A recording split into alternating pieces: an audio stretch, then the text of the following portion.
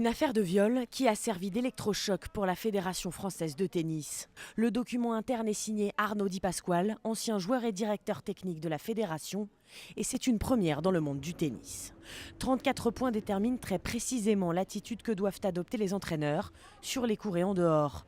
Par exemple, refuser tout rapport intime, éviter toute situation interprétée comme compromettante ou les débordements d'affection. Les points suivants détaillent les parties du corps que l'entraîneur a le droit de toucher. Le dos, la tête, les épaules, si possible à travers un vêtement, mais pas ses parties intimes, fesses, seins, cuisses, etc. L'entraîneur ne doit jamais rentrer dans la salle de bain d'un enfant pendant qu'il prend sa douche, sauf en cas d'urgence. Dans les clubs, certains considèrent le document comme un peu excessif et regrettent qu'il faille en arriver là. C'est bien d'en parler, et il faut en parler le plus possible.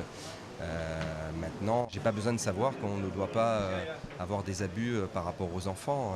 D'autres en appellent aussi à la vigilance des parents, car souvent lors des tournois, joueurs et entraîneurs partagent la même chambre.